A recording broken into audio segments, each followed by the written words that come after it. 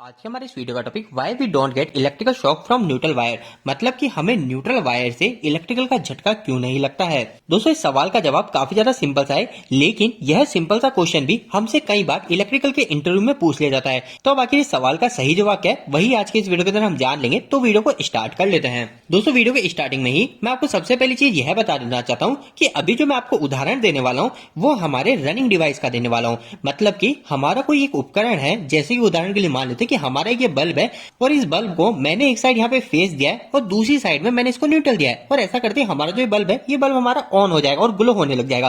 अब हमारे इस बल्ब की रनिंग कंडीशन के अंदर अगर कोई इंसान आता है और इस फेस वायर को टच करता है, तो जैसे ही वह हमारे इस फेस वायर को टच करेगा तो उसे इलेक्ट्रिकल का शॉक लगेगा। लेकिन अगर यही सेम इंसान आके इस न्यूट्रल वायर को टच करता है तो उसे इलेक्ट्रिकल का शॉक नहीं लगता है। तो अब आखिर इसके पीछे का क्या जवाब है? तो दोस्तों, यह जानने के लिए सबसे पहली चीज तो हमें यह पता होनी चाहिए कि आखिर हमें इलेक्ट्रिकल शॉक किस कंडीशन में लगता है।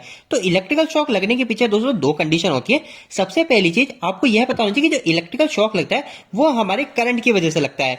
मतलब कि यह जो मेरी बॉडी है, इस बॉडी के अंदर से जब करंट गुजरने लग जाएगा तो हमें इलेक्ट्रिकल शॉक लगेगा। लेकिन यहाँ पर एक और कंडीशन यह भी आती है कि हमारा जो करंट होगा वो करंट तभी फ्लो करता है, करंट हमारा उसी समय एक जगह से दूसरी जगह ट्रेवल करता है जब हम हमारे सर्किट के अंदर वोल्टेज को जोड़ते हैं। तो यह एक हमारी बेसिक सी टर्म है। लेकिन इस पहले पॉइंट से ज्यादा जरूरी हमको इस दूसरे पॉइंट को ध्यान में रखना है। दूसरा पॉइंट हमारा क्या कहता है? दूसरा पॉइंट हमारा यह कहता है कि हमारा जो करंट है दोस्तों, वह करंट हमेशा उसी रास्ते से ट्रेवल करेगा, उसी रास्ते से जाएगा जहां पर उसे रेजिस्टेंस कम मिलेगा। तो अब आप बोलेंगे कि आखिर ये नया वर्ड रेजिस्टेंस क्या आ गया? तो दोस्तों, रेजिस्टेंस काफी ज्यादा सिंपल सी बात ऐसी है। आप मान लीजिए कि मेरे पास में एक वायर है, इस वायर के अंदर मैंने इधर से फेस जोड़ रखा है और इस वायर के दूसरे सिरे पे मैंने इस वायर को दो पार्टीशन में कर दिया है, एक ऊपर वाले पार्टीशन में और एक नीचे वाले पार्टीशन में। अब यह जो हमारे दोनों ही वायर है ना, इन दोनों वायर में कुछ डिफरेंस है। क्या डिफरेंस है? हमारा जो ऊपर वाला ये वायर है, इसका जो रेजिस्टेंस है वो रेजिस्टेंस हमारा कम है और नीचे वाले वायर का रेजिस्टेंस ज्यादा है। तो अब इस प्रकार की कंडीशन होने पे हमारा जो करंट होगा दोस्तों, वो करंट हमारे ऊपर वाले वायर में से जाना प्रेफर करेगा। क्यों? क्योंकि हमारे ऊपर वाले वायर का रेजिस्टेंस कम है।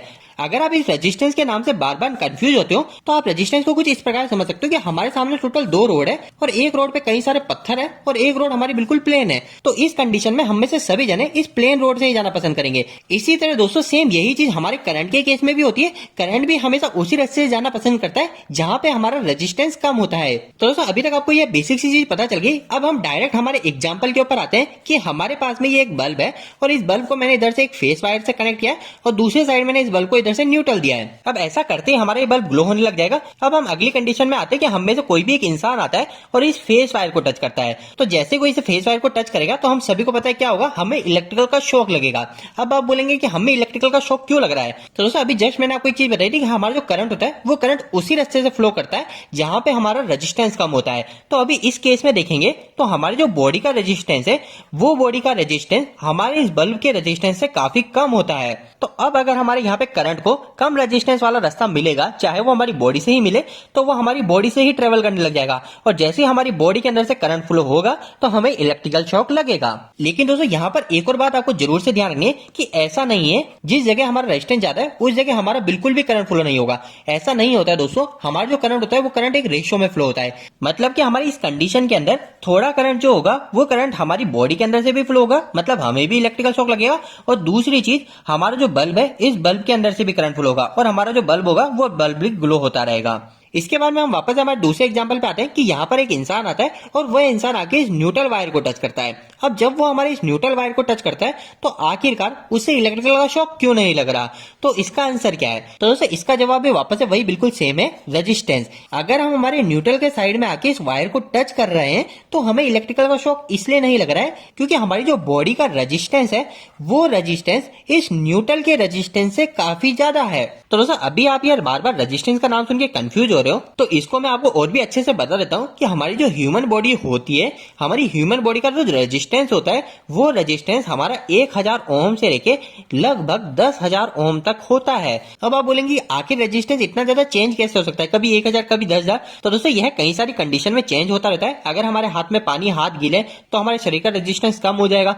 अगर हमारा शरीर पूरा ड्राई है तो उस समय हमारा रेजिस्टेंस अलग हो जाएगा। तो हमारी बॉडी का रेजिस्टेंस बार बार चेंज होता रहता है। और दोस्तों वहीं अगर हम सेकंड केस में न्यूट्रल की बात करें तो न्यूट्रल का जो रेजिस्टेंस होता है वो न्यूट्रल का रेजिस्टेंस हमारा लगभग 5 ओम से लेके 10 ओम के बीच में होता है। अब आप ये बोलेंगे कि आखिर ये 5 ओम या 10 ओम कैसे आए, ये वैल्यू हमारे पास में कैसे आई। तो दोस्तों यह वैल्यू हमारे पास में कैसे आई, इसको पता करने के लिए आपको यह पता होना चाहिए कि आखिर हमारे पास में न्यूट्रल कहां से बनता है। वैसे ये न्यूट्रल हमें कहां से मिल रहा है, इसका जवाब आधे से ज्यादा लोगों को पता रहता है कि हमारा जो न्यूट्रल होता है वो न्यूट्रल हमें हमारे ट्रांसफार्मर से मिलता है। और इसी के साथ में एक और चीज हमें यह भी पता है कि जब भी ट्रांसफार्मर में न्यूट्रल को जनरेट किया जाता है तो उस न्यूट्रल को ट्रांसफार्मर के वहीं पे ही अर्थिंग कर दिया जाता है, मतलब कि ग्राउंड कर दिया जाता है। और ट्रांसफार्मर के पास में यह जो न्यूट्रल को ग्राउंडिंग की जाती है, इसका जो रेजिस्टेंस रखा जाता है वो हमारे 5 ओम से लेकर 10 ओम तक रखा जाता है। अगर हम मैक्सिमम रेजिस्टेंस पे जाते हैं तो वह हम लगभग 10 ओम तक रखते हैं। तो इस बात से हमें यह पता चल जाता है कि हमारा जो न्यूट्रल होता है, इस न्यूट्रल का जो रेजिस्टेंस है वो हमारा मैक्सिमम 10 ओम तक ही रहता है। और अब यही चीज हम हमारे इस एग्जांपल में देखेंगे तो मैंने आपको क्या बताया था, करंट उसी रास्ते से फ्लो करेगा जहां पे हमारा रेजिस्टेंस कम होगा। तो अब इस न्यूट्रल के केस में आके हम देखते हैं तो यहां पर किसी इंसान ने इस न्यूट्रल वायर को टच किया तो करंट हमारी बॉडी से फ्लो नहीं होगा। क्यों नहीं होगा? क्योंकि हमारी बॉडी का रेजिस्टेंस यहाँ पे 1000 ओम है और अगर हम इस न्यूट्रल की बात करें तो न्यूट्रल का रेजिस्टेंस तो इसे 5 से 10 ओम ही मिल रहा है। तो अब इस कंडीशन में हमारा जो रेजिस्टेंस वो न्यूट्रल की तरफ कम है, तो हमारा जो करंट होगा वो हमारी बॉडी से फ्लो ना होके डायरेक्ट न्यूट्रल से ही फ्लो होता रहेगा। तो दोस्तों उम्मीद है कि अब आपको क्लियर हो गया होगा कि आखिरकार हमें न्यूट्रल वायर से इलेक्ट्रिकल शॉक क्यों नहीं लगता है। और कभी भी आपसे इस तरीके का इंटरव्यू में क्वेश्चन पूछा जाता है तो आप डायरेक्ट से यही सेकंड लाइन बता सकते हो कि हमारा जो करंट होता है वो करंट उसी रास्ते को फ्लो करता है जहां पे हमारा रेजिस्टेंस कम होता है। और वह अगर बोले कि आखिर रेजिस्टेंस कहां पे कितना है तो आप बोल सकते हो कि हमारी जो बॉडी का रेजिस्टेंस है वह हमारी बॉडी का रेजिस्टेंस 1000 ओम से लेकर 10000 ओम तक होता है, जबकि अगर हम न्यूट्रल की बात करें तो वह रेजिस्टेंस हमारा 5 ओम से लेकर 10 ओम तक ही रहता है। तो इसी वजह से करंट जो होता है वो हमारे न्यूट्रल की साइड से ही फ्लो हो जाता है। तो दोस्तों उम्मीद है कि आज का यह वीडियो आपको कहीं ना कहीं हेल्पफुल साबित हुआ होगा। आपको ये वीडियो कैसा लगा, इस वीडियो को लाइक करके जरूर बताएं। अगर आपका कोई भी सवाल इस वीडियो के प्रति आप इलेक्ट्रिकल वीडियो आप मुझे नीचे कमेंट बॉक्स में कमेंट करके पूछ सकते हैं। इलेक्ट्रिकल वीडियो अगर आप देखना पसंद करते हैं आगे हमारे चैनल को सब्सक्राइब कर लीजिए। आज के लिए इतना ही, धन्यवाद।